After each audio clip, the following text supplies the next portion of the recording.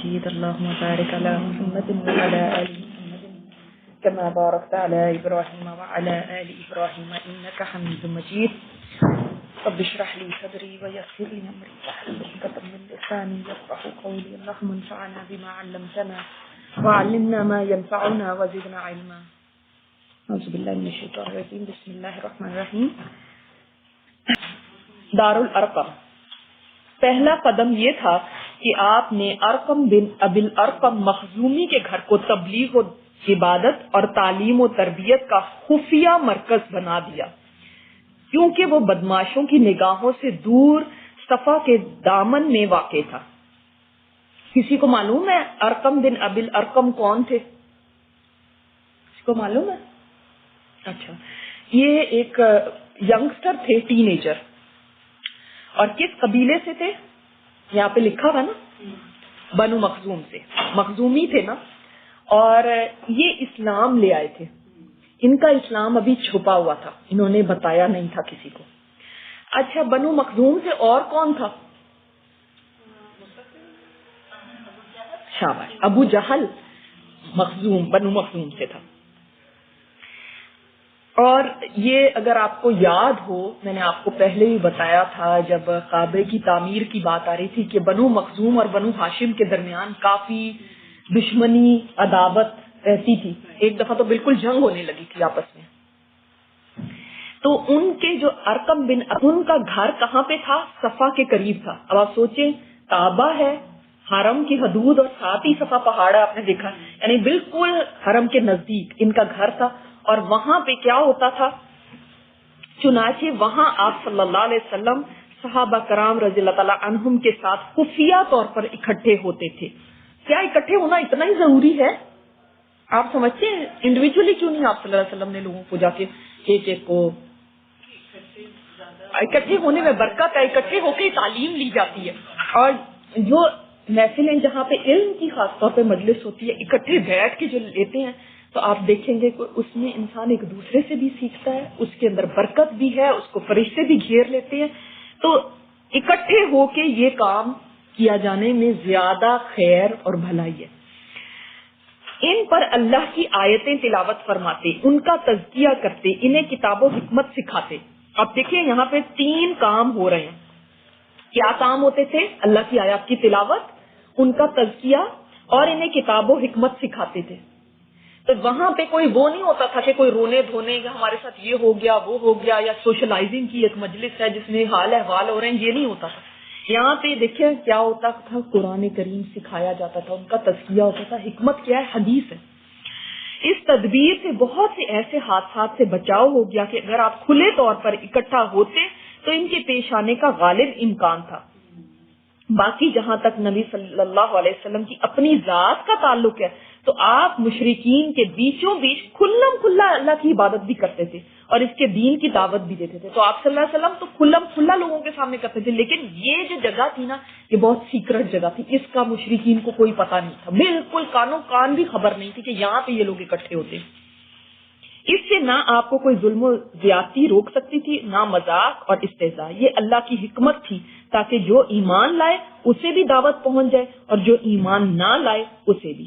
اور اس تبلیغ کے بعد کسی کے لیے اللہ کے خلاف حجت باقی نہ رہ جائے اور قیامت کے روز کوئی کہنے والا یہ نہ کہہ سکے کہ ہمارے پاس تو کوئی خوشخبری دینے والا اور ڈرانے والا آیا ہی نہیں، تاکہ یہ حجت تمام ہو جائے. لوگوں کو یہاں پہ آپ صلی اللہ علیہ وسلم اکٹھا کر کے دارالارقم میں اور یہ میسج دیتے تھے قرآن کا، ان کا تذکیہ، اور ان کو تعلیم دیتے تھے. یعنی تعلیم کی ایک سوچے، علم کا فوراً اہتمام کیا گیا. یہ نہیں کہ مسلمان ہو گئے ہو تو جاؤ آن یور اون ہو، نہیں، فوراً تعلیم، اور وہ بھی قرآن کی تعلیم، قرآن کی آیات. آج کی آپ اس لیسن میں دیکھیں گے کہ کس طرح ہر جگہ قرآن آ رہا ہے تعلیم میں. اور اس کے اندر ایک بات بہت اہم ہے، صفا پہاڑی کے پاس یہ گھر تھا ارقم بن ارقم کا. اس گھر کو ہی کیوں چوز کیا گیا؟ آپ کا کیا خیال ہے؟ سوچیں. کعبہ کے قریب تھا، اس سے کیا فائدہ ہوگا؟ اگر ہم سوچتے تو ہم سوچتے کہ اس کو نہیں کرنا چاہیے تھا، کیونکہ کعبہ میں تو اتنے مشرک آتے تھے، وہ تو بالکل ہی پکڑے جاتے فوراً. یہی اس کی حکمت ہے. اسی میں اس کی حکمت ہے. ہاں بتائیں اب آپ. لوگوں کو پتا چلے نہیں. ایگزیکٹلی کہ کبھی اس کا شک ہی نہیں ہو سکتا. اللہ نے فرعون کے گھر میں موسیٰ کو وہاں پہ پرورش کروائی کہ کبھی وہاں پہ کوئی سوچ ہی نہیں سکتا کہ اتنی کلوز بیٹھے ہوئے یہاں پہ بھی کوئی ہو سکتا ہے اس طرح. نمبر 2 بات, ارقم بن ارقم اسی لیے میں نے آپ کو خاص طور پہ کہا کس قبیلے سے تھے؟ مخزوم قبیلے سے. سب سے فرسٹ بات تو یہ ہے کہ کوئی سوچ ہی نہیں سکتا کہ ان میں سے کوئی مسلمان ہو جائے گا, اور اگر چلو مسلمان ہو بھی گیا تو اتنا سے ٹین ایجر یہ رسک لے گا کہ اپنے گھر کو دے مسلمان. کتنا بڑا رسک لینا ہے نا. اب آپ نے کہا وہ کلوز ٹو کعبہ تھا تو وہ تو نہیں ہونا چاہیے تھا. یہی تو اس کی حکمت تھی کہ جب لوگ کعبہ آئیں گے جائیں گے کسی کو بھی یہ نہیں پتا چلے گا کہ یہ چپ کر کے ایک گھر کے اندر گھس گئے. ورنہ دیکھیں ایک آؤٹ اسکرٹس میں ایک گھر ہو, اکیلا سا گھر ہو, وہاں پہ اتنے سارے لوگ جا رہے ہیں, 40-50 لوگ اگر جمع ہو رہے ہیں تو لوگ کہیں گے کدھر کو جاتے ہیں یہ, یہاں پہ تو کعبہ آ رہے ہیں, سبھی آتے تھے جاتے تھے, طواف کرنے جا رہے ہیں, تو کوئی بھی پتہ نہیں چلے گا. ٹھیک ہے. تو اللہ تعالیٰ نے دیکھو کیسا ان کو مرکز دیا, اور ارقم بن ارقم کی کتنی بڑی ایک وہ بات تھی. اسی لیے اب دیکھیں آج تک یہ نام زندہ ہے. ہر جگہ پہ کوئی نہ کوئی ایک اسکول ضرور ہوگا دارالارقم کے نام سے, ہے نا. اللہ تعالیٰ نے اس نام کو بھی زندہ رکھا. ان کی کتنی بڑی ایک قربانی ہے کہ انہوں نے اپنے گھر کو آفر کر دیا. اور ظاہر ہے اپنے طور پہ ہم سوچتے ہیں کہ ان کا گھر یقیناً اتنا بڑا ہوگا جس میں اتنے لوگ آ سکتے ہو کہ 40-50 لوگ شروع کے اندر جو مسلمان ہوئے تھے وہ سب جمع ہو سکتے. ابھی تو کیونکہ خفیہ تھا, یہ سب سیکرٹلی سب چل رہا تھا. اور یہ بھی کہا جاتا ہے کہ ان کو یہ گھر اپنی وراثت میں ملا تھا, انہوں نے اوپن کر دیے اس کے دروازے مسلمانوں کے لیے. پہلے جو قریش نے بنایا تھا وہ تو دارالندوہ تھا نا, وہ تو ان کی پارلیمنٹ ہے, اس میں تھوڑی بیٹھ سکتے ہیں وہ. ٹھیک ہے. یہ تو وہ تو ایک جگہ تھی نا, ایک پارلیمنٹ سمجھ لیں ان کی. ٹھیک ہے. یہ ایک گھر تھا جس کے اندر ہی یہ تعلیم و تربیت کا کام ہو رہا ہے اور سب کو جمع کیا جا رہا ہے. اور یہی وہ گھر ہے جس کے اندر حضرت عمر ایمان لے کر آئے تھے. وہ آگے ہم انشاءاللہ پڑھیں گے. میرا 96, ان کے پاس بھی ہے 66 ہے ان کے پاس. 97 پہ اب ہم ہیں ہجرت حبشہ. اور دوسرا کام آپ صلی اللہ علیہ وسلم نے کیا کیا جو اہم سٹیپ تھا, دوسرا قدم یہ تھا کہ آپ نے یہ اچھی طرح معلوم کر لینے کے بعد کہ حبشہ کا بادشاہ نجاشی ایک انصاف پسند حکمران ہے اور اس کے پاس کسی پر ظلم نہیں ہوتا, مسلمانوں کو ہدایت کی کہ وہ حبشہ ہجرت کر جائیں. اچھا, حبشہ ایک ایریا ہے افریقہ میں, آج اس کا نام ایتھوپیا جس کو کہتے ہیں, اور بعض مفسرین نے یہ بھی کہا ہے کہ سودان کا کوئی ایریا تھا. باہر کیسا افریقہ میں یہ ایریا تھا. اور اس جگہ آپ صلی اللہ علیہ وسلم نے صحابہ کو اجازت دی کہ آپ ہجرت کرتے ہیں. ہجرت کس وقت کی جاتی ہے؟ وہاں پہ رہ کے آپ کا ایمان خطرے میں ہو جائے, آپ کمپرومائز کرنے پہ اتر آئیں کہ اوکے گیو اینڈ ٹیک کر کے کسی طرح نہیں, اس وقت ہجرت کر جائے. اور جب جان اپنی بچانی بھی ہونا تب بھی ہجرت کر سکتے ہیں. کہ ظاہر جان رہے گی تو آپ ایمان پہ چلیں گے نا, اگر جان ہی نہیں ہے تو پھر کیا. تو آپ صلی اللہ علیہ وسلم نے اس جگہ ہجرت کرنے کو فرمایا. اس ہدایت کے مطابق رجب سن 5 نبوت میں مسلمانوں کے پہلے قافلے نے ہجرت کی. اب 5 نبوت کیوں اس کو کہا گیا, 5 ہجری کیوں نہیں کہا گیا؟ ہجرت تو نہیں ابھی ہوئی نا. ہجری کیلنڈر کہاں سے شروع ہوتا ہے؟ ہجرت سے. اور ہجرت سے پری ہجرت ٹائم کو ہم کیا کہتے ہیں؟ نبوی. یعنی نبوت ملے ہوئے ابھی کتنے سال ہوئے؟ 5. پہلے 3 ایئرس کیا تھا؟ پرائیویٹلی دعوت دی گئی. اور اب یہ سوچیں صرف 5واں سال ہے اور انہوں نے اس قدر زندگی مشکل کر دی کہ آپ صلی اللہ علیہ وسلم نے مسلمانوں سے کہا کہ آپ ہجرت کریں.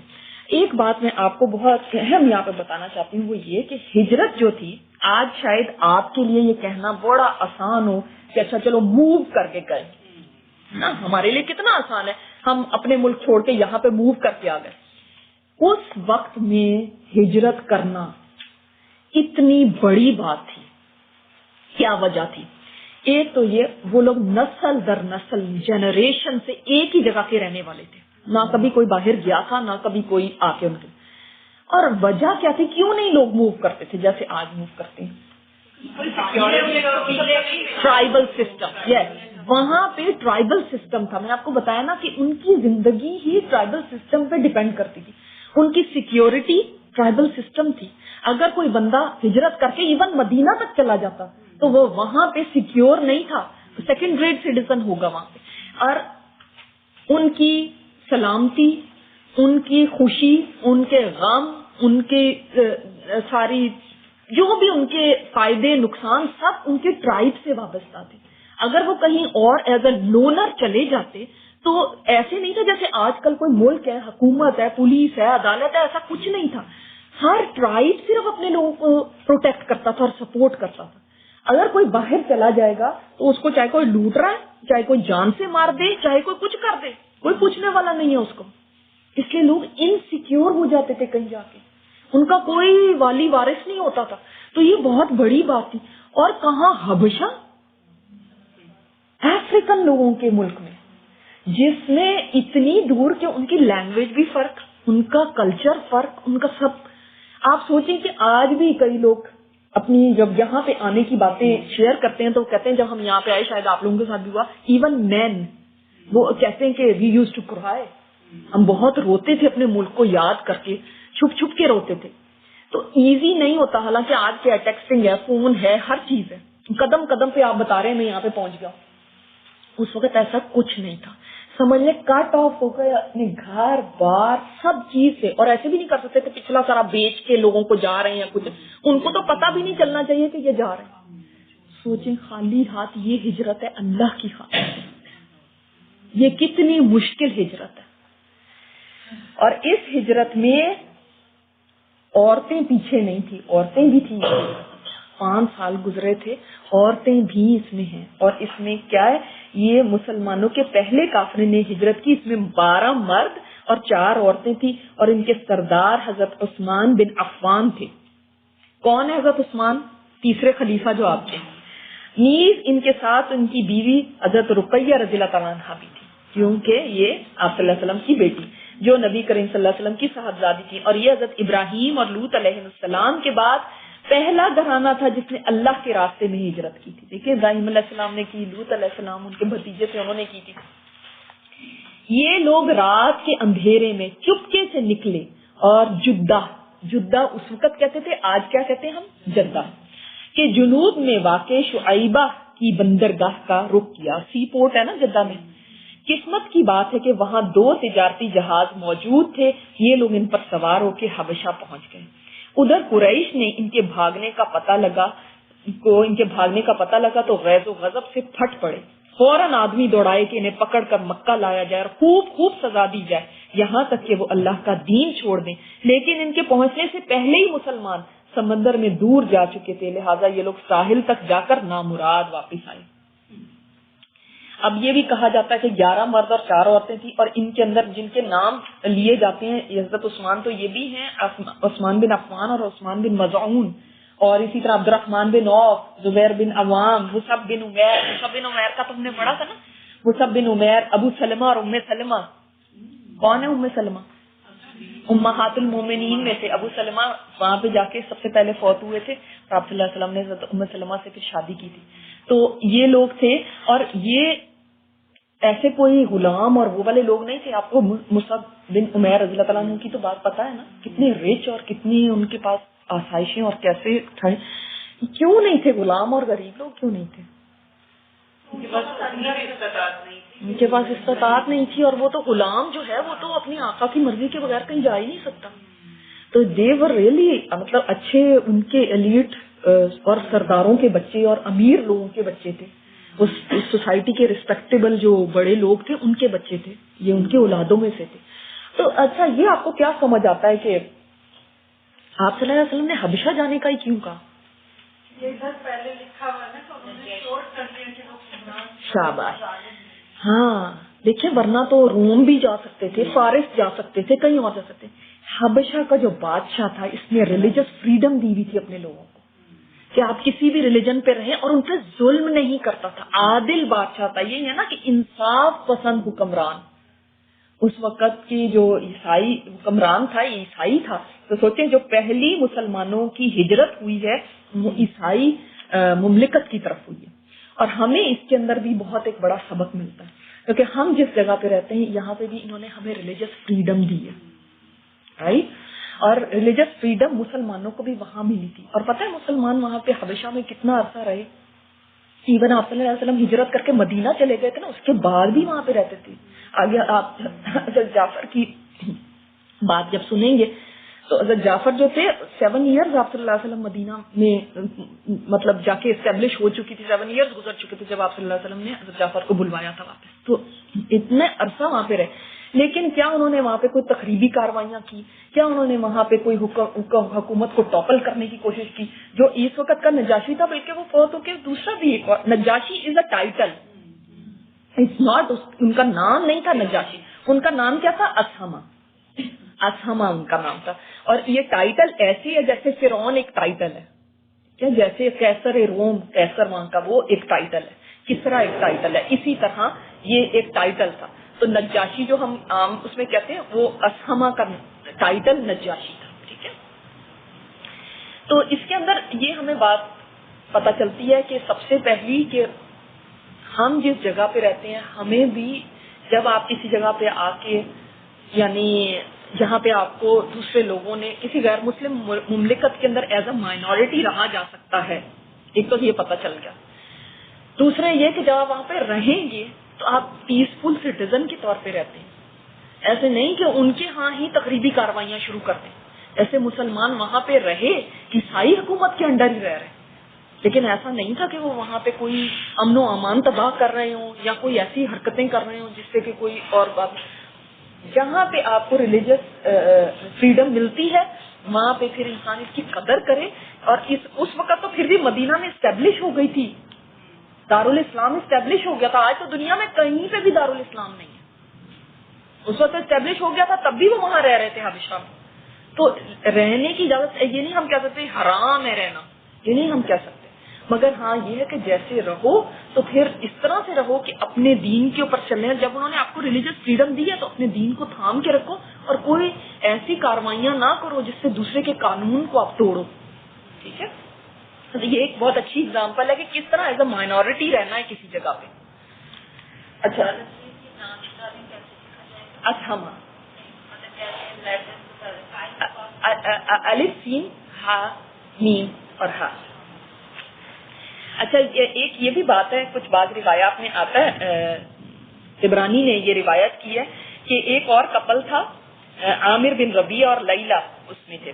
تو جب جانے لگے تو ظاہر ہے یہ لوگ اپنا سامان وغیرہ باندھ رہے تھے. بعض جگہ پہ یہ آتا ہے کہ بالکل چھپ چھپا کے گئے تھے, بعض جگہ پہ یہ آتا ہے کہ کچھ لوگوں کو پتہ بھی چل گیا تھا لیکن انہوں نے اتنی پرواہ نہیں کی, انہوں نے اتنا بگ ڈیل اس کو سمجھا نہیں. تو وہ لیلہ جو تھی وہ اپنے اونٹ کے اوپر سامان وغیرہ لاد رہی تھی, اپنا پیکنگ وغیرہ جو بھی کر رہی تھی.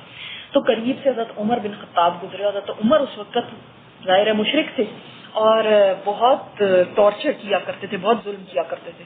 پہلے آیا بھی تھا نا کہ اپنی لونڈی پہ کتنا انہوں نے تشدد کیا. تو جب وہ گزرے تو انہوں نے پوچھا کہ بھئی کدھر کا آپ کا رخ ہے, کدھر کا ارادہ ہے, کیونکہ ایسے نہیں لوگ سفر کرتے تھے کہ جیسے کہیں ویکیشن پہ جا رہے ہیں, آج کی طرح نہیں تھا نا. تو بھئی کدھر کو جا رہے ہو؟ اب دیکھیں کتنی بڑی ایک وہ بات ہے نا, ایک انسان کتنی مشکل میں کہ اگر بتایا تو پتہ نہیں کیا ہو جائے, اگر سچ کہا اور جھوٹ بھی نہیں بول سکتے. تو وہ ایک دم گھبرا سی گئی. پھر ان کو نا ایک دم انسان کو غصہ آ جاتا ہے نا, تو ریج میں کہنے لگیں کہ تم لوگ ہمارے پر اتنا ظلم کرتے ہو, یہاں پہ ہمیں ایسے رکھا تھا, اب ہم جائیں بھی نہ کیا یہاں سے چھوڑ کے, بس ہم جا رہے ہیں یہاں سے, چلو ہمیں جانے تو دو کم از کم. تو اس وقت نا ایک دم حضرت عمر ذرا, وہ پہلی دفعہ ایسا ہوا تھا کہ ان کو تھوڑا فیل ہوا کہ یہ اس ایکسٹینٹ تک بات پہنچی. تو انہوں نے کہا کہ مجھے نہیں پتا تھا کہ معاملہ اس حد تک پہنچ گیا.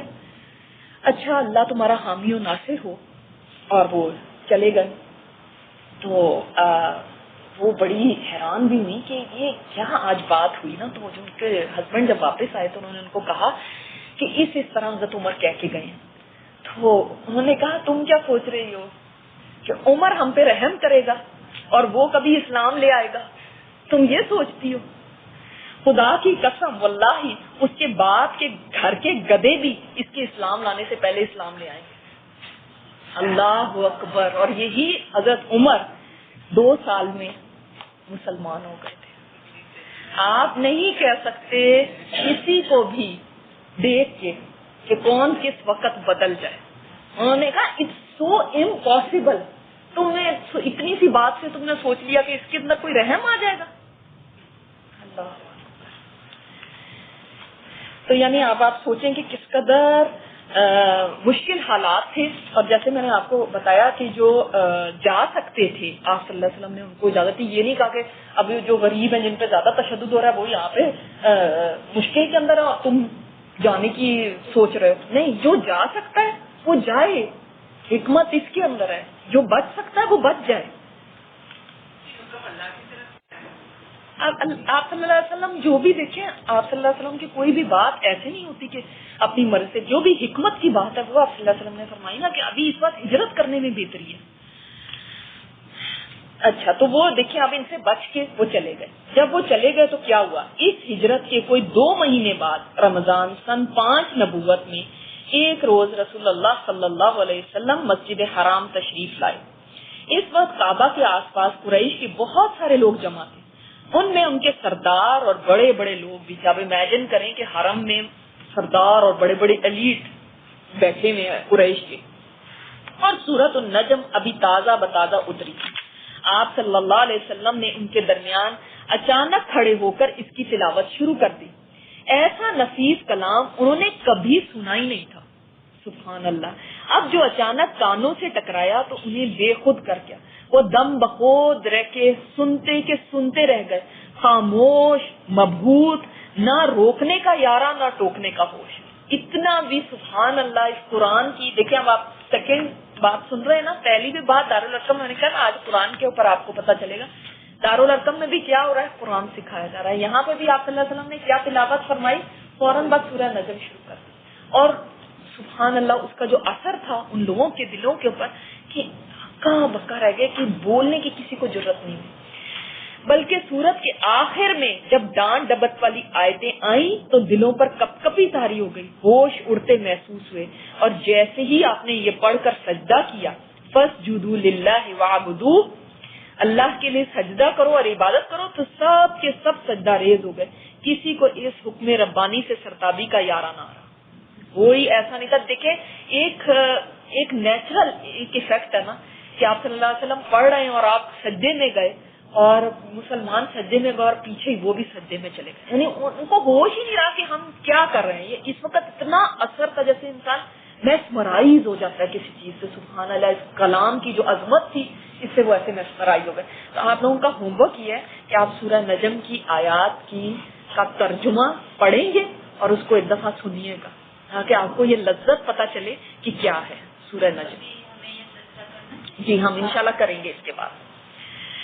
امام بخاری رحمۃ اللہ علیہ نے ابن مسعود سے روایت کی ہے کہ نبی کریم صلی اللہ علیہ وسلم نے سورہ نجم پڑھی پھر سجدہ کیا تو قوم کا کوئی فرد نہ بچا جس نے سجدہ نہ کیا. ایک آدمی نے ایک مٹھی کنکری یا مٹی لی اور اسے اپنے چہرے کے اوپر تک لے گیا, اٹھائی اور چہرے کے اوپر لے گیا اور کہا میرے لیے یہی کافی ہے. جیسے کہ سجدہ کر لیا نا کہ اوپر یہاں. بعد میں نے دیکھا کہ وہ حالت کفر میں مارا گیا. یہ امیہ بن خلف تھا جو بدر کے روز مارا گیا تھا. اتنا تکبر تھا کہ وہ اس وقت بھی نہیں جھکا, باقی سب جھک گئے. اچھا, اب یہ ابن عباس نے یہ بھی فرمایا کہ جن بھی سجدے میں چلے گئے تھے یہ سن کے, جنات. اچھا پھر کیا ہوا, یہ اب پیچھے ہو رہا ہے. دیکھیں اب وہ ہجرت کر کے چلے گئے نا تو پیچھے یہ اتنا بڑا واقعہ ہو گیا ہے. اب ریومرز کتنی جلدی پھیلتی ہیں. اب کسی نے دیکھا تو اب یہ ریومر پھیل گئی کہ سارے قریش مسلمان ہو گئے کیونکہ ظاہر سارے سجدے میں جو چلے گئے تھے. تو مہاجرین کی واپسی, اس واقعے کی خبر حبشہ پہنچی لیکن خاصے فرق کے ساتھ. ظاہر بہت ڈسٹینسز تھے اس زمانے میں تو ٹائم کے ساتھ, یعنی انہیں معلوم ہوا کہ قریش مسلمان ہو گئے. چنانچہ وہ خوشی خوشی مکہ پلٹے. انہوں نے دیکھیں اب اپنے گھر کی یاد اور اپنے وطن کا وہ تو ہوتا ہے نا, اپنی فیملی اور سب چھوڑ کے گئے تھے تو وہ تو دل میں تھا کہ ہم واپس چلے جائیں. تو وہ فوراً خوشی خوشی واپس پلٹے. لیکن جب مکہ سے اتنے قریب آ گئے کہ صرف ایک گھڑی کا فاصلہ باقی رہا تو حقیقت حال کا علم کہ یہاں پہ تو ایسا نہیں کوئی معاملہ. اس کے بعد کچھ لوگ تو وہیں سے حبشہ پلٹ گئے اور کچھ لوگ چھپ چھپا کر یا کسی کی پناہ لے کر مکہ آئے. مکہ میں داخل ہونے کے 2 ہی طریقے تھے, یا تو چھپ چھپا کے آتے یا پھر اس زمانے میں ایسا ہوتا تھا کہ کسی پاورفل آدمی کو کہہ دیتے کہ آپ مجھے پناہ دیں گے. وہ اگر ایگری کرتا تھا کہ میں آپ کو پناہ دیتا ہوں اور وہ اعلان کر دیتا تھا میں نے فلاں بندے کو پناہ دی ہے, تو کوئی اس کو ٹچ نہیں کر سکتا تھا. اس کو ٹچ کرنے کا مطلب یہ پہلے اس سے لڑنا پڑے گا جس نے پناہ دی ہے. نہیں جیسے سیکیورٹی سمجھ لیں، سیکیورٹی دی گئی. دوسری ہجرت حبشہ. اس کے بعد مسلمانوں پر قریش کی سختیاں اور بڑھ گئی، کیونکہ ایک طرف انہوں نے بے خودی میں مسلمانوں کے ساتھ جو سجدہ کر دیا تھا اس کا ان کو پچھتاوا تھا کہ یہ ہم کر کیا بیٹھے. دوسری طرف مسلمانوں کے ساتھ نجاشی جو حسن سلوک کر رہا تھا اس کی بھی ان کو جلن تھی کہ یہ تو وہاں پہ اچھے بھلے رہ رہے. لہٰذا رسول اللہ صلی اللہ علیہ وسلم نے صحابہ کرام سے فرمایا کہ وہ دوبارہ حبشہ ہجرت کر جائیں.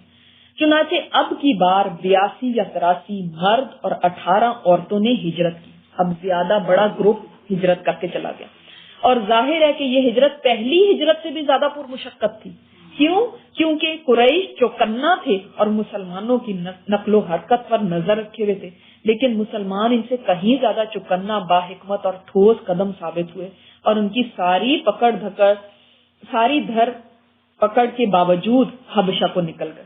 اب انہوں نے تو بہت یہ سوچا ہوا تھا کہ ہم ان کو نکلنے نہیں دیں گے، لیکن جب اللہ تعالیٰ کسی کو اندھا کر دینا تو پھر وہی والی بات ہے کہ موسیٰ علیہ السلام کو اللہ تعالیٰ نے حکم دیا تھا نا کہ بنی اسرائیل کو لے کے نکل جاؤ راتوں رات. کتنی بڑی قوم نکلی کہ لاکھوں تھے، لاکھوں، بوڑھے بچے جوان اپنے مویشی سب نکلے، ان کو پتہ ہی نہیں چلا.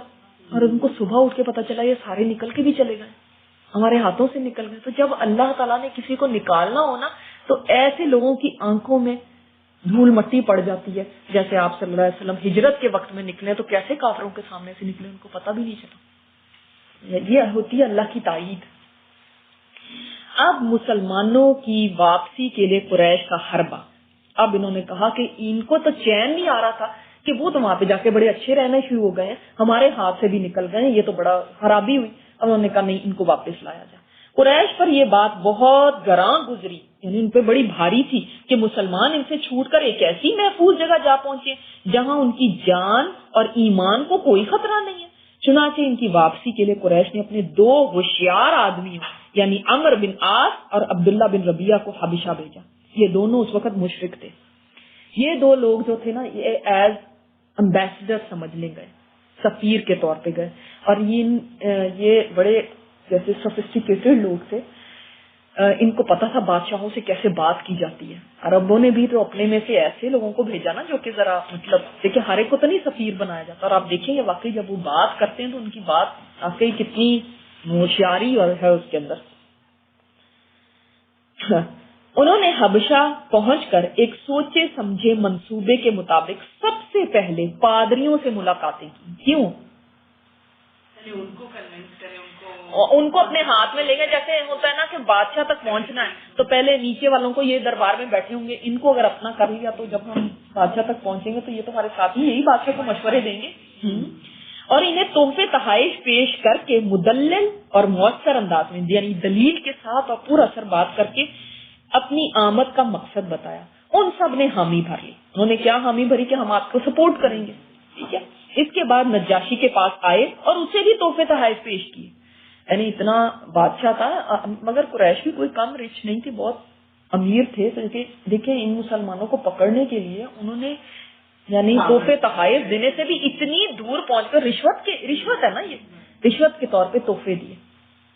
پھر اصل مقصد کے لیے زبان کھولی اور کہا بادشاہ سلامت، آپ کے ملک میں ہمارے کچھ نا سمجھ نوجوان بھاگ آئے. انہوں نے اپنی قوم کا دین چھوڑ دیا اور آپ کے دین میں بھی داخل نہیں ہوئے. دیکھیں کتنی ڈپلومیسی ہے نا، تاکہ دوسرے کو اپنی طرف ملانے کے لیے کہ دیکھیں آپ کا بھی دین ایکسپٹ نہیں کیا، یعنی وہ نہ آپ کے نہ ہمارے ہیں، بلکہ ایک نیا دین ایجاد کیا جسے نہ ہم جانتے نہ آپ. اس لیے ہمیں آپ کی خدمت میں ان کی قوم کے اشراف یعنی ان کے والدین، ان کے چچاؤں اور کنبے قبیلے کے لوگوں نے بھیجا ہے، یعنی ہم ان کو ریپرزینٹ کر رہے ہیں تاکہ آپ انہیں واپس بھیجیں، کیونکہ وہ لوگ ان پر سب سے اونچی نگاہ رکھتے ہیں اور ان کی خامی اور خرابی کو سب سے اچھی طرح سمجھتے ہیں. یعنی بڑے سنسیئر بن کے ہے نا کہ ہم تو ان کی طرف ہیں، ان کی فیملیز نے ہمیں بھیجا. ان لوگوں کی خامیاں خرابیاں جانتے ہیں، ان کے جو بڑے ہیں وہ ان کی خامیاں خرابیاں جانتے ہیں، وہ کہہ رہے ہیں کہ ان کو واپس لے کر آؤ، تو ہم تو ان کو لینے کے لیے آئے. اب کتنا معصومانہ ایک جیسے مطلب کیا اس چیز کو. جب ان کی یہ بات پوری ہو چکی تو پادریوں نے بھی منصوبے کے مطابق ان کی تائید کی. یہ دیکھ لیں آپ، جب بادشاہ کے مشیر ایسے ہوں کہ رشوتیں لے لیں تو پھر یہی حال ہوتا ہے، پھر ان کو یہی لوگ خراب کرتے ہیں جو ساتھ والے ہوتے ہیں. لیکن نجاشی پہلے کیا بات ہوئی، آپ صلی اللہ علیہ وسلم نے کس لیے یہاں پہ بھیجا تھا؟ یہ بہت انصاف پسند تھا. اچھا ایک اور بھی وجہ تھی، یہ لوگ ان کے ٹریڈ کے تعلقات پہلے سے تھے، ٹریڈنگ ہوتی تھی عربوں کی ان کے ساتھ، تو ان کو تھوڑا بہت ان سے فیملیئر تھے کہ یہ کون لوگ ہیں کیا ہے، ٹریڈنگ کی وجہ سے، پھر اس وجہ سے انسان جانتا ہے، تو یہ بھی تھوڑی بات تھی. اچھا لیکن نجاشی نے احتیاط برتی اور سوچا کہ دونوں فریق کی بات سننی چاہیے. سبحان اللہ، تبھی حق واضح ہو سکے گا، ورنہ دیکھیں پادریوں نے کہہ دیا تھا کہ کوئی بات نہیں ٹھیک ہے، مگر بادشاہ کس قدر سمجھدار تھا، اس نے کہا میں دونوں سائڈ کی بات سنوں گا. چنانچہ اس نے مسلمانوں کو بلایا اور پوچھا یہ کیا دین ہے جس کی وجہ سے تم اپنی قوم سے الگ ہو گئے، لیکن نہ میرے دین میں داخل ہوئے نہ ان ملتوں ہی میں سے کسی کے دین میں داخل ہوئے. اس کے جواب میں مسلمانوں کی طرف سے حضرت جعفر بن ابو طالب نے بات کی. کون ہے حضرت جعفر؟ علی کے بھائی، شاباش. انہوں نے کہا، اب انہوں نے ایک تقریر کی ہے دربار میں، اور آپ اس کو غور سے سنیں گے کتنی خوبصورت انہوں نے تقریر کی ہے. انہوں نے فرمایا بادشاہ ہم جاہلیت والی قوم تھے، بت پوجتے تھے، مردار کھاتے تھے، برائیاں کرتے تھے، قرابت داروں سے تعلق توڑتے تھے، پڑوسیوں سے بدسلوکی کرتے تھے، ہمارا طاقتور کمزور کو کھا رہا تھا. ہم اسی حالت میں تھے کہ اللہ نے ہم ہی میں سے ایک رسول بھیجا. ہم اس کی اعلیٰ نسبی، سچائی، امانت اور پاک دامنی کو جانتے تھے. اس نے ہمیں اللہ کی طرف بلایا کہ ہم اسے ایک مانیں اور اسی کی عبادت کریں، اور اس کے سوا جن پتھروں اور بتوں کو ہم اور ہمارے باپ دادا پوجتے تھے انہیں چھوڑ دیں. اس نے ہمیں سچ بولنے، امانت ادا کرنے، قرابت جوڑنے، پڑوسی سے اچھا سلوک کرنے، حرام کاری اور خون ریزی سے باز رہنے کا حکم دیا، اور بے حیائی کے کاموں سے، جھوٹ بولنے سے، یتیم کا مال کھانے سے اور پاک دامن عورتوں پر جھوٹی تہمت لگانے سے منع کیا. یہ تھی وہ برائیاں جو مکہ میں موجود تھی، زمانہ جاہلیت جس کو ہم کہتے ہیں نا، اس میں یہ تھی برائیاں. اب آپ صرف ان کی تقریر میں دیکھیں، انہوں نے بعد میں نماز روزے اور اس کی بھی بات کی ہے، لیکن سٹارٹ اس سے نہیں کیا. سٹارٹ کس چیز سے کیا کہ یہ نبی آئے اور انہوں نے ہمیں کن برائیوں سے نجات دلائی. یہ ہے انٹروڈکشن اسلام کا، کہ جب آپ اسلام کو پیش کریں نا لوگوں کے سامنے، تو ایسے نہیں کہ نماز پڑھو روزہ رکھو، نہیں، اسلام ہمیں کیا دیتا ہے. دیکھو ہم یہ تھے. اچھا یہ اگر آپ غور کریں ان چیزوں کے اوپر، آپ کو یہی چیزیں آج نظر آئیں گی مسلمانوں میں. حیرت ہے، حیرت کی بات ہے کہ جو نبی ان سے نکالنے کے لیے آئے تھے، مسلمان آج انہی چیزوں کے اندر. وہ بت پوجتے تھے، آج قبریں پوجتے. وہ مردار کھاتے تھے، آج مردار بھی کھا رہے ہیں. اللہ اکبر. کہیں کوئی ایکسیڈنٹ ہو جاتا ہے، کوئی گائے یا وہ آگے آ جاتی ہے تو وہ اسی کو لے جا کے تو بیچ دیتے ہیں گوشت، ریسٹورینٹوں میں، ہوٹلوں میں وہی ہو رہا ہے، بک رہا ہے. برائیاں کرتے تھے، قرابت داروں سے تعلق توڑتے تھے. آج قرابت داروں کا یہ حال ہے، بھائی بھائی، بہن بھائی، ماں بچوں، ان کے درمیان اتنی دوریاں ہیں.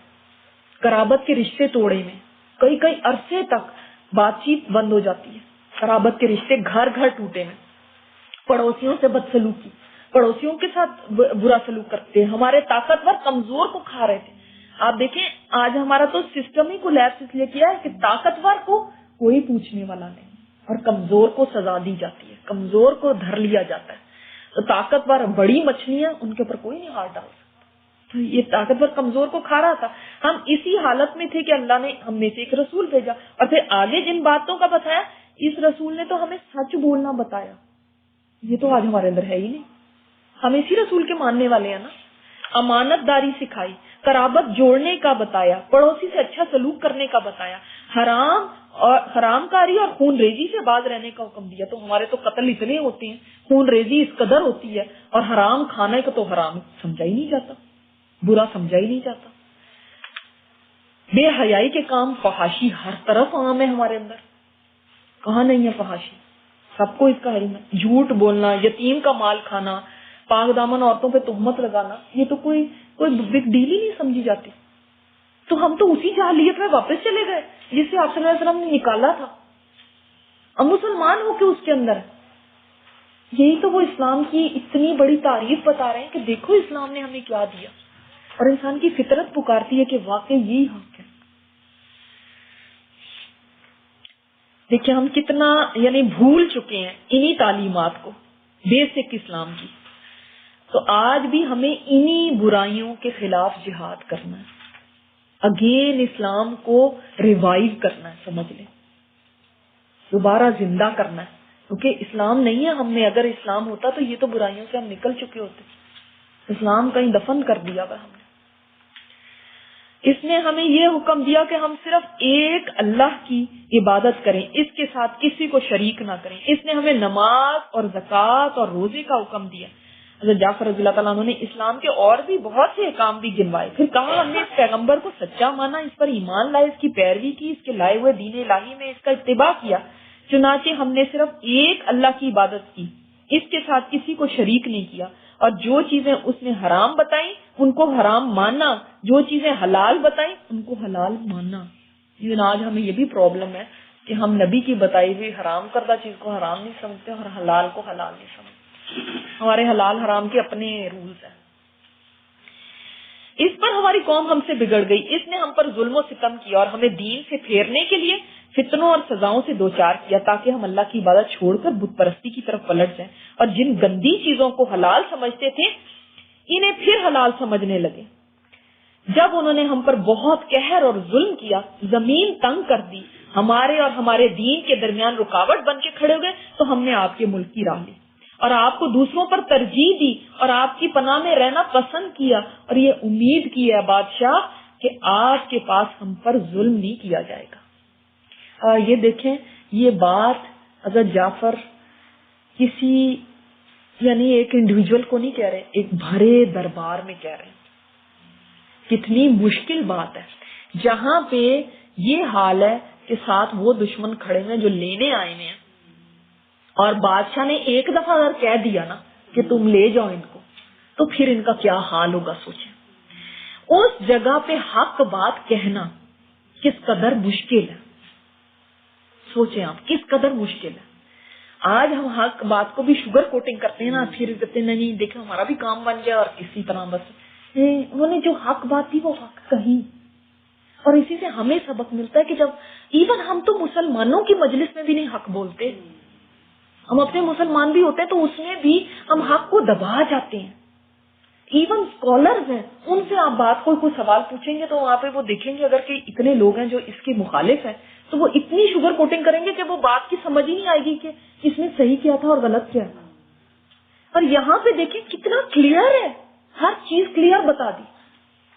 تو ہم سب کو اس چیز سے یہ سبق لینا چاہیے، جس مجلس میں آپ ہیں حق بات بولیں، حق بات سے نہیں ڈرنا.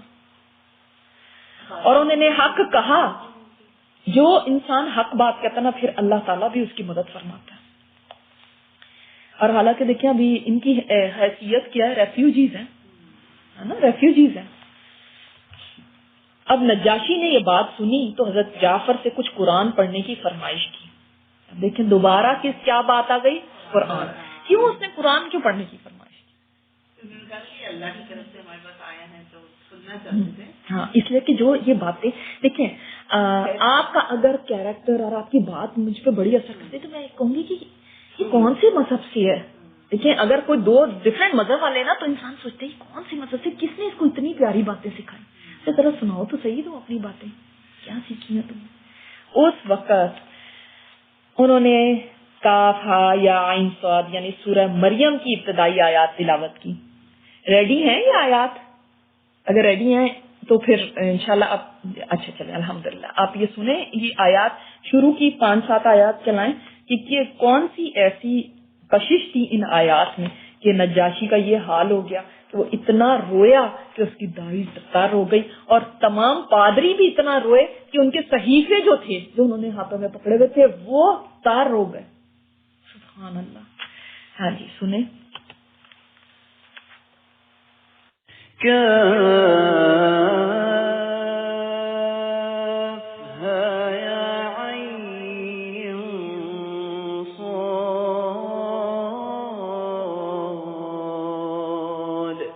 ذكر رحمة ربك عبده زكريا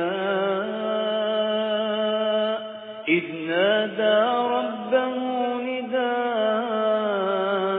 خفيا قال رب إني وهن العظم مني واشتعل الرأس شيبا ولم أكن بدعائك رب شقيا وإني خفت الموالي من ورائي وكانت امرأتي عاقرا فهب لي من لدنك وليا يرثني ويرث من آل يعقوب واجعله رب رضيا.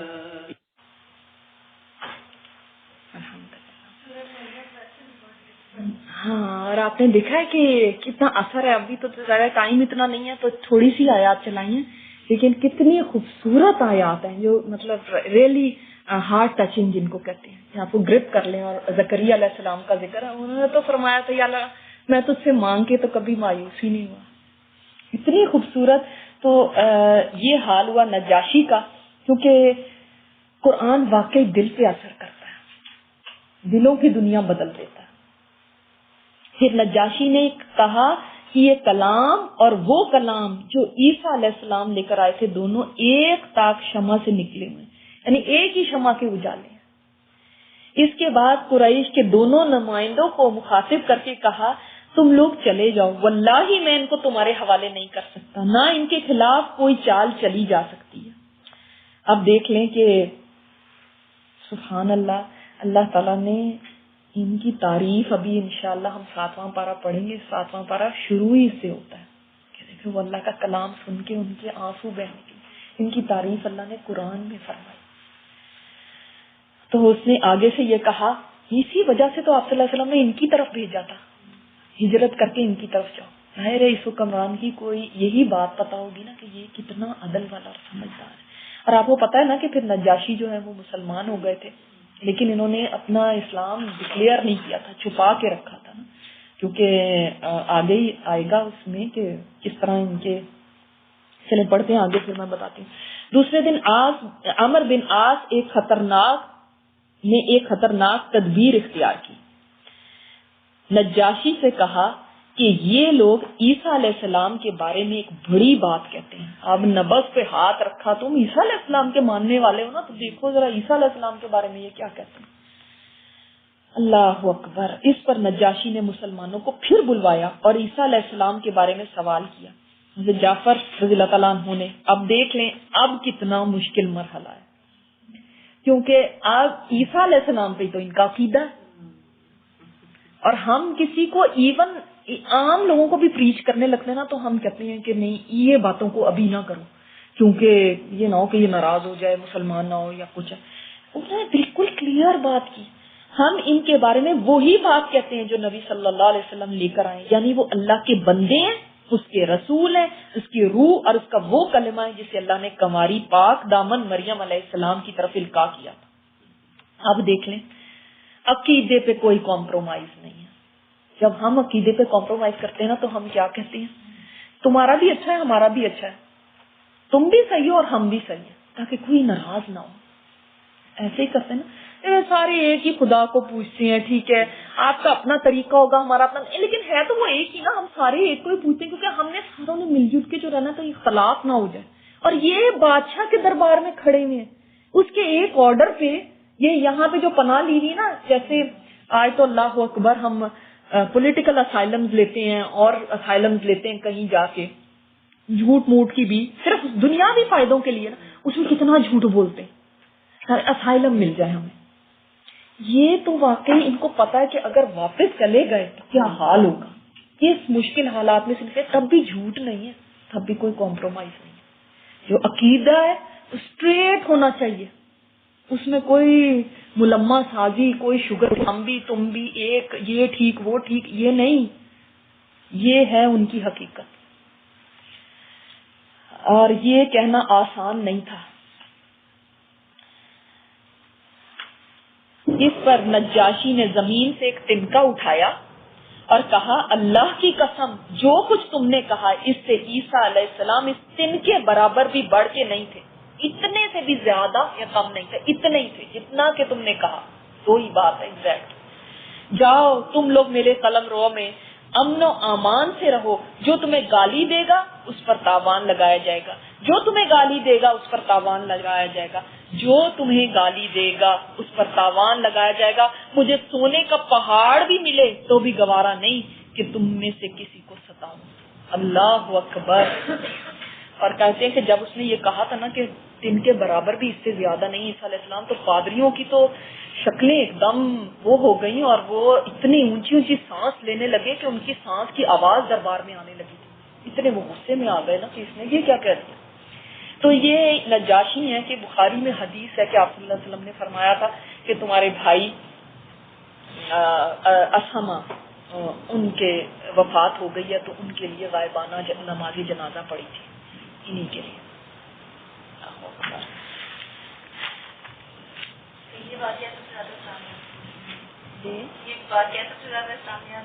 ہاں جی بالکل بالکل.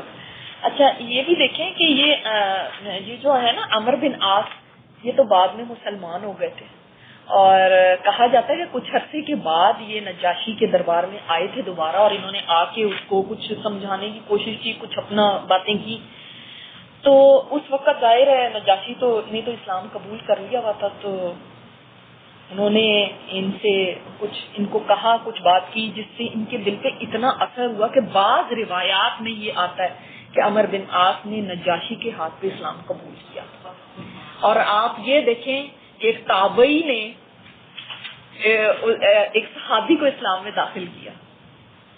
وہ تابعی ہے نا نجاشی، نہیں دیکھا اور یہ صحابی ہیں. سبحان اللہ، اللہ اکبر. اور آج دیکھیں، آج تو چھوٹے چھوٹے چیکس کے اوپر اپنے لوگوں کو غیروں کے ہاتھ دے دیا جاتا ہے کہ لے جاؤ ان کو. اس نے کہا میں سونے کا پہاڑ بھی دے دو گے نا تو میں پھر بھی نہیں ان کو ستاؤں. اس کے بعد حکم دیا کہ قریش کے نمائندوں کو ان کے تحفے تحائف واپس کر دیے جائیں. آج کیا ہوتا ہے، رشوت بھی رکھ لیتے، کام بھی نہیں کرتے. اس نے کہا مجھے نہیں، اگر تمہارا کام نہیں کیا واپس لے جاؤ اپنے تحفے تحائف. یہ ہوتا ہے جسٹ رولر. چنانچہ یہ دونوں صاحبان منہ لٹکائے مکہ واپس لوٹے اور مسلمانوں نے اچھے دیار میں، اچھی جگہ پہ اچھے ہمسائے کے ساتھ قیام کیا. مشرکین کی حیرت، اس ناکامی پر مشرکین نے بہت پیچ و تاب کھایا اور چاہا کہ باقی مسلمانوں پر ٹوٹ پڑے. اب ان کا غصہ ان کے اوپر نکالیں جو ہمارے ہاتھ میں. بالخصوص وہ یہ دیکھ رہے تھے کہ نبی صلی اللہ علیہ وسلم اپنی تبلیغ کا کام کیے جا رہے ہیں، لیکن وہ یہ دیکھ کر الجھن میں پڑ جاتے تھے کہ سخت سے سخت دھمکی کے باوجود ابو طالب آپ کی مدد پر کمر بستہ ہے. ابو طالب یعنی اسلام بھی نہیں لے کر آئے اور ان کی سپورٹ بھی نہیں چھوڑے، جس کا ان کو اور غصہ آتا تھا. اور ان سے ٹکرانا آسان نہیں، اس لیے ان کی سمجھ میں نہیں آتا تھا کہ کریں تو کریں کیا. کبھی خونخواری کا جذبہ غالب آتا اور نبی صلی اللہ علیہ وسلم اور بچے کچے مسلمانوں کو سزائیں دینے لگتے. کبھی بحث و مناظرے کا دروازہ کھول دیتے، کبھی دنیا کی پرکشش چیزوں کی پیشکش کرتے، تو کبھی کچھ لو کچھ دو کے اصول پر سودے بازی کرتے. کبھی سوچتے کہ نبی صلی اللہ علیہ وسلم کا صفایا کر کے اسلام کا چراغ ہی گل کرتے، مگر ان میں سے کوئی بات بن نہ سکی اور کسی طرح مراد پوری نہ ہو سکی، بلکہ ان ساری کوششوں کا نتیجہ ناکامی اور نابرادی کی شکل میں ظاہر ہوا. اور اگلی سطور میں ہر ایک کا مختصر سا خاکہ پیش کیا جا رہا ہے. آگے بس بریف ایک بات کی جا رہی ہے، لیکن آپ اس سے تھوڑا سا یہ ذہن میں رکھیں کہ ایک سوسائٹی میں مثلاً آپ رہتے ہیں، وہاں پہ یہ بات ایک دن نہیں ہو رہی، 2 دن نہیں ہو رہی، ایوری ڈے جہاں آپ نکلتے ہیں وہاں پہ باتیں کی جاتی ہیں، تانے دیے جاتے ہیں، گالیاں دی جاتی ہیں، ستایا جاتا ہے، اور ایوری ڈے نہیں پتا کہ آج کیا ہونا. کتنی ہوسٹائل انوائرمنٹ ہے جس میں ایک انسان رہ رہا ہو کہ سوسائٹی میں ہر طرف دشمن ہی دشمن ہے، اور کام بھی جو ہو رہا ہے وہ اتنا چھپ چھپا کے ہو رہا ہے، اور ہر طرف دیکھ رہے ہیں تو مسلمانوں کو اذیتیں مل رہی. وہ ایک اور دکھ ہے، اپنے ساتھ جو ہو رہا ہے وہ تو ہو رہا ہے، اپنے ساتھیوں کے ساتھ جو ہو رہا ہے وہ بھی سہنا پڑ رہا ہے. یہ تو 1-2 دن کی کوئی یہ بات نہیں تھی، روزانہ کی اپنے آپ کے لیے سمجھے ایک مصیبت کھڑی کر لی نا کہ اسلام ہم اچھا لے کر آئے. اب آج کے وقت میں کسی کو کانٹا بھی چبھ جاتا نا، کہتے ہم تو اچھے قرآن کی طرف آئے، ہمارے ساتھ تو یہ ہو گیا، ہمارا تو کاروبار ایسے ہو گیا، ہمارا فلان چیز ایسے ہو گئی، لوگوں نے ہمیں تیکھی نظر سے دیکھ لی. اتنی چھوٹی باتوں پہ ان کو دیکھیں سر، جن کا ہر روز اٹھنا بیٹھنا سونا جاگنا ایسی انوائرمنٹ میں تھا جس میں کوئی چین سکون امن نہیں تھا ان کے لیے، یعنی چین کی ایک گھڑی نہیں مل رہی تھی، اور وہ اس میں رہ رہے ہیں اور اس میں کام کیے جا رہے ہیں۔ یہ ہوتا ہے صبر، اس کو صبر کہتے ہیں۔ اور صبر یہ نہیں ہوتا کہ ہم کہیں گے کوئی سولوشن ہی نہ نکالو، بس بیٹھے رہو اور آپ ہمیں مارتے نہ، تو یہ صبر ہے نہیں۔ سولوشن نکالا انہوں نے کہ ہجرت کر جاؤ حبشہ، جو نکل سکتا تھا سولوشن، جہاں سے راستہ نکل سکتا وہ راستہ نکالا، اور اپنے مشن پہ ڈٹے رہے۔ صبر یہ نہیں کہ چھوڑ کے بیٹھ جاؤ اور کہو ہم صبر کر رہے ہیں کیونکہ ہم برداشت کر رہے ہیں، نہیں، اس راستے کو نہیں چھوڑنا، یہ ہے صبر۔ حبشہ میں بھی اس وقت عربی بولی جاتی ہے، وہ عربی سمجھتے تو ہوں گے جو اس نے سمجھا۔ تعذیب اور قتل کی کوشش، یہ فطری بات تھی کہ ناکامی کی صورت میں مشرکین کا جذبہ خونخواری مزید بھڑک اٹھتا۔ چنانچہ اب صرف یہی نہیں کہ انہوں نے بچے کچھ مسلمانوں پر ظلم و جور کے پہاڑ توڑنے شروع کر دیے، بلکہ رسول اللہ صلی اللہ علیہ وسلم پر بھی مزید سنگین دست درازیاں شروع کر دی۔ نمبر 1 کیا بتایا جاتا ہے؟ چنانچہ ایک بار عتیبہ بن ابو لہب، یہ کون تھا عتیبہ بن ابی لہب؟ ابو لہب کا بیٹا تھا، اور ہاں جس سے آپ صلی اللہ علیہ وسلم، جس نے آپ صلی اللہ علیہ وسلم کی بیٹی کو طلاق دی تھی، یاد ہے نا؟ 2 بیٹیوں کی نکاح ابو لہب کے 2 بیٹوں سے ہوا تھا، اور جب آپ صلی اللہ علیہ وسلم نے نبوت کا دعویٰ کیا تھا تو اس نے کہا تھا ان کو، ہم نے پڑھا ہے نا، جب تک ان کو طلاق نہیں دو گے میرے ساتھ نہیں کوئی تعلق تمہارا۔ تو وہ جیسا باپ ویسا بیٹا نبی صلی اللہ علیہ وسلم کے پاس آ کر کہنے لگا، وہ ثم دنا فتدلى فكان قاب قوسين او ادنى، پھر وہ جبرائیل علیہ السلام نزدیک ہوا اور اتر آیا، بس 2 کمانوں کے مقصد فاصلہ رہ گیا، بلکہ اس سے بھی کم، اس کے ساتھ میں کفر کرتا ہوں۔ یہ کون تھے؟ جبرائیل علیہ السلام، ان کا میں انکار کرتا ہوں، میں نہیں ان کو مانتا ہوں۔ اس کے بعد آپ کی ایذا رسانی کے در پہ ہو گیا۔ در پہ ہونا کیا ہوتا ہے؟ کنٹینیوسلی، بس کوئی وہ چھوڑنا ہی نہیں کہ مجھے کوئی کبھی بھی کوئی چانس جانے نہیں دینا، میں کس طرح ان کو ستاؤں۔ جیسے آپ کہتے ہیں نا جب کوئی بہت ستاتا آپ کہتے ہیں تم تو میرے گھر پہ ہو گئی ہو، اس طرح ہو گیا تھا، پیچھے پڑ گیا، آپ کا کرتا پھاڑ دیا اور آپ کے چہرے مبارک پہ تھوک دیا، البتہ تھوک خود اسی پر پلٹ آیا۔ اب آپ دیکھیں انسان فزیکل ٹارچر بھی بعض دفعہ وہ بھی بہت سخت ہوتا ہے، بہت سخت ہوتا ہے، نو ڈاؤٹ، لیکن بعض دفعہ وہ بھی برداشت کر لیتا ہے، لیکن جو بے عزتی ہوتی ہے نا وہ انسان سے برداشت نہیں ہوتی، کہ توہین، اتنی سخت توہین کہ تھوک دینا، تم نے نہیں ماننا تم نہ مانو، لیکن یہ کیا طریقہ۔ تو آپ صلی اللہ علیہ وسلم نے فرمایا یا اللہ تو اس پر اپنے کتوں میں سے کوئی کتا چھوڑ دے۔ اچھا یہ نا جب واپس گیا گھر تو اس کے باپ سے اس کی بات ہوئی، اس نے باپ کو بتایا کہ آج تو میں یہ کارنامہ کر کے آیا ہوں، تو باپ بڑا خوش ہوا، اور لیکن اس نے ساتھ پوچھا کہ پھر انہوں نے آگے سے کوئی جواب دیا، کچھ کہا انہوں نے آگے سے؟ اس نے کہا ہاں انہوں نے یہ کہا تھا۔ اس کا رنگ ایک دم فک ہو گیا کہ یہ کیا ہو گیا، یعنی ان کو یہ یقین تھا کہ اگر انہوں نے منہ سے بات نکالی ہے تو کبھی رد نہیں ہوگی۔ وہ تو اتنا پریشان ہو گیا۔ اس کے بعد یہ ہوا کہ وہ ایک قافلے کے ساتھ ملک شام گیا، اب ساتھ ابو لہب بھی ہے اور یہ عتیبہ بھی ہے۔ جب قافلے نے راستے میں ملک شام کے مقام زرقہ پہ پڑاؤ ڈالا تو ایک شیر نے ان کا چکر لگایا۔ عتیبہ کہنے لگا یہ واللہ مجھے کھا جائے گا، جیسے کہ محمد نے مجھ پر بددعا کی صلی اللہ علیہ وسلم، میں شام میں ہوں وہ مکہ میں ہے، لیکن اس نے مجھے مار ڈالا۔ کتنا یقین ہے کہ اب میں بچ نہیں سکتا۔ اور کہا جاتا ہے ان لوگوں نے نا کیا کیا، بہت جو اپنا سامان وغیرہ تھا وہ سارا جمع کر لیا، تو وہ ایک ڈھیر سا بن گیا۔ جب وہ ڈھیر بن گیا تو اس کے اوپر عتیبہ کو سلایا اور سارے ارد گرد سامان کے سوئے اور اپنے جانور بھی وہاں پہ رکھے تاکہ اب شیر اوپر مطلب نہ جا سکے۔ لیکن کیا ہوا، چنانچہ جب وہ لوگ سونے لگے تو عتیبہ کو اپنے بیچوں بیچ سلایا، پھر بھی شیر نے اونٹوں اور انسانوں کو پھلانگتے ہوئے ٹھیک اسی کا سر آدھ بچا اور اسے مار ڈالا۔ کہتے کہ جب اس کو مار دیا نا تو وہ جب شیر گیا ہے تو اس کے خون کی جو لکیر تھی نا وہ چلتی چلی گئی اس طرح، اور ابو لہب جب اٹھا تو اس کے پاس خون ایسے جا رہا تھا، تو اس کی ہوائیاں اڑ گئی، اس نے چیخنا چلانا شروع کر دیا، دعائیاں دینی شروع کر دی، لوگوں میرے بیٹے کی خبر لو، مجھے تو لگتا ہے میرا بیٹا مار دیا۔ تو جب جا کے انہوں نے جلدی جلدی دیکھا تو دیکھا کہ اس کا تو اس کو ختم کر دیا تھا شیر نے، یعنی اتنا اس کو یقین تھا فرام ان سائڈ کہ اب میرا بیٹا نہیں بچے گا۔ اب یہ سوچیں اتنی سی بات کہ تھوکنا کسی کے منہ کے اوپر، آج تو کسی کو چھوٹی سی بات بھی کہہ دی جاتا تو ہم لوگ کہتے ہیں چھوٹی سی بات ہے کہ نہیں بھائی یہ کام میں نہیں کر سکتی، میرے سے نہیں اتنی بےعزتی سہی جاتی، میرے سے نہیں اتنی باتیں سنی جاتی، تو ہم اللہ کے دین کا کام نا فوراً چھوڑ دیتے۔ یہاں پہ دیکھیں تھوک تک اس نے پھینکا، تب بھی آپ صلی اللہ علیہ وسلم پیچھے نہیں ہٹے، دل برداشتہ نہیں ہوئے، ڈس ہارٹ نہیں ہوئے کہ نہیں میں نے نہیں یہ کام کرنا۔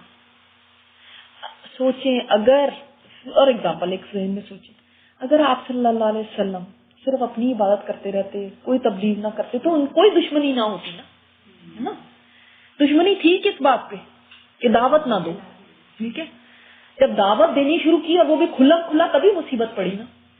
لیکن اگر آپ صلی اللہ علیہ وسلم دعوت نہ دیتے اور آرام سے ہو کے بیٹھ جاتے، کیا آج ہم تک یہ دین پہنچتا؟ نہیں پہنچتا نا۔ اسی طرح اگر آج بھی ہم اسی طرح آرام سے بیٹھ جائیں گے، نہیں ہم سے نہیں ہوتا کیونکہ وہ بات کہتا ہے وہ بات کہتا ہے، تو آگے کیسے پہنچے گا؟ پھر ہم پہ ہی الزام ہے نا۔ انہوں نے اتنی تکلیفیں سہی، جب آپ یہ باتیں سنیں نا تو یہ سوچا کریں یہ میرے اوپر احسان ہے ان کا، کیونکہ انہوں نے میرے لیے یہ تکلیف برداشت کی۔ جیسے آپ کہتے ہیں نا کہ ایک ماں نے تمہیں جنم دینے کے لیے کتنی تکلیف برداشت کی تب تم دنیا میں آئے، اس نبی نے اتنی تکلیف برداشت کی کہ تم تک یہ دین پہنچ جائے، تو یہ میرے اور آپ کے سر پہ ایک احسان ہے، اس کو سمجھیں۔ صرف یہ نہ سوچیں انہوں نے تکلیفیں برداشت کی، کس کے لیے کی؟ میرے اور آپ کے لیے کی۔ ان کو اپنے لیے کوئی مسئلہ نہیں تھا، وہ اللہ اللہ کرتے رہتے، غار ہرا میں جا کے بیٹھ جاتے تو کوئی پرابلم نہیں تھی۔ دیکھیں وہ ورقہ بن نوفل بھی تو اپنے دین کے اوپر تھے نا، عیسائیت پہ تھے، ان لوگوں کو کوئی پرابلم نہیں تھی۔ پرابلم تب ہوتی ہے کہ جب تبلیغ کرنے لگتے، دونوں کو مت دعوت دو، اور یہی ضروری تھا تاکہ دین آگے پہنچے۔ اسی طرح ایک بار نبی صلی اللہ علیہ وسلم سجدہ فرما رہے تھے کہ عقبہ بن ابی معیط نے آ کر آپ صلی اللہ علیہ وسلم کی گردن مبارک پر اپنے پاؤں سے اس زور سے روندی کہ معلوم ہوتا تھا کہ آنکھیں نکل پڑیں گی۔ آپ سوچیں کہ انسان گلا کسی کو اسٹرینگل کر دے، گلا دبایا جائے تو ایک دم آنکھیں ابلنے لگتی ہیں نا، اتنی زور سے پیر رکھا کس پہ؟ گردن پہ، اور اس وقت جب سجدے میں اللہ کے سامنے پڑے ہوئے۔ سوچیں یعنی اس قدر حد سے زیادہ یہ لوگ، اور یہ لوگ کون تھے؟ کیا یہ غیر تھے؟ اپنے تھے۔ اور جب اپنوں کی طرف سے تکلیف آتی ہے نا تو پھر دکھ بھی بہت شدید ہوتا ہے۔ کیا خیال ہے نا؟ غیر جب کرتے ہیں نا تو پھر انسان کو دکھ ہوتا ہے، لیکن اتنا نہیں ہوتا جب اپنے، وہی جو کل کو میرے ساتھ اتنے میٹھے تھے، پیار محبت ہے، اتنے بھائی بہن بنے ہیں، وہی یہ کر رہے ہیں، اپنا چچا یہ کر رہا ہے، اپنا کزن یہ کر رہا ہے، اپنا رشتہ دار یہ کر رہا ہے، یہ سب اپنے تھے، ان کے اپنے قبیلے والے تھے، وہ یہ کر رہے ہیں، تب تو انسان کو انتہا سے زیادہ تکلیف ہوتی ہے۔ اور کیا اللہ تعالیٰ ان کو روک نہیں سکتے تھے؟ بتائیں، روک سکتے تھے نا، کیوں نہیں روکا؟ پھر کیوں نہیں روکا؟ ان کے اوپر بجلیاں گر جاتی یا مر جاتے، ان کے اوپر کوئی عذاب آ جاتا، ہاں اللہ تعالیٰ ٹائم دیتا ہے اور آزمائش، امتحان، تاکہ کل کو آپ یہ نہ کہیں کہ ہمارے نبی پاک صلی اللہ علیہ وسلم کے تو فرشتے گارڈ کرتے تھے، ان کو تو کوئی تکلیف پہنچی نہیں، ساری تکلیفیں ہمارے لیے، ہم کیسے اس دین پہ چلیں؟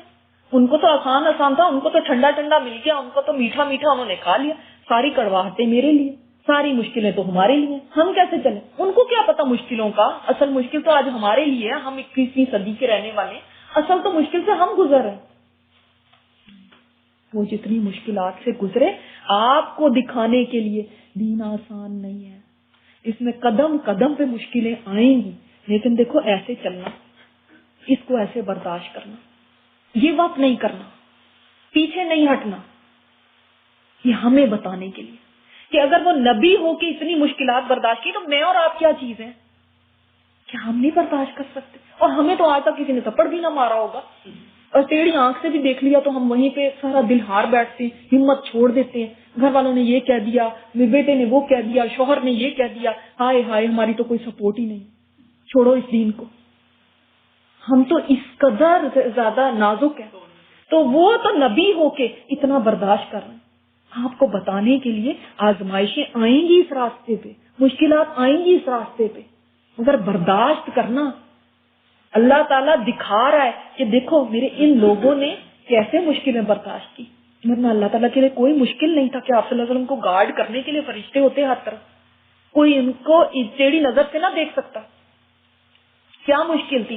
جبرائیل علیہ السلام نے ایک پر مارا تو کیا قوم لوط کا حال ہو گیا، پوری کی پوری قوم ختم ہو گئی، تو ان کو نہیں کر سکتے تھے؟ ایک چیخ سے کیا ہو جاتا تھا، دل پھٹ گئے، پوری کی پوری قوم ختم ہو گئی، تو ان کے لیے نہیں ہو سکتا تھا؟ یہ تو پیارے نبی ہیں، اللہ کے محبوب، امام الانبیاء، انہوں نے اتنی سختیاں برداشت کی۔ اللہ تعالیٰ دکھا رہا ہے کہ دیکھو میرے جو دوست اور میرے پیارے ہوتے ہیں نا، وہ کیسے ثابت قدم ہوتے ہیں، تاریخ گواہ رہے گی ہمیشہ تک کے لیے کہ دیکھو اللہ کے پیارے کیسے ہوتے ہیں، وہ اللہ کا راستہ نہیں چھوڑتے، یہ یاد رکھنا۔ ورنہ اگر ان کو کچھ بھی نہ ہوتا تو کیا امتحان تھا، کیا لوگ یاد کرتے کہ اللہ والے کیسے ہوتے ہیں، یہ ہوتے ہیں۔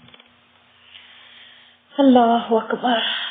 واقعات کی رفتار سے معلوم ہوتا ہے کہ مشرکین نے اسلامی دعوت روکنے کی مختلف کوششوں میں ناکامیوں کے بعد سنجیدگی کے ساتھ یہ بھی سوچنا شروع کر دیا تھا کہ نبی صلی اللہ علیہ وسلم کو قتل کر دیں، خواہ اس کے نتیجے میں زبردست خون ریزی کی نوبت ہی کیوں نہ آ جائے۔ اور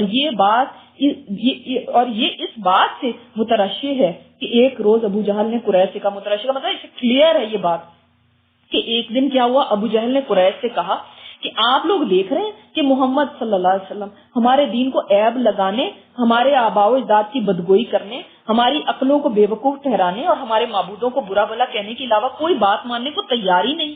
اس لیے میں اللہ سے عہد کرتا ہوں کہ ایک بھاری بھرکم اور بمشکل اٹھنے والا پتھر لے کے اس کی طاق میں بیٹھوں گا، اور جب وہ نماز میں سجدے کے اندر جائے گا تو اس سے اس کا سر کچل دوں گا۔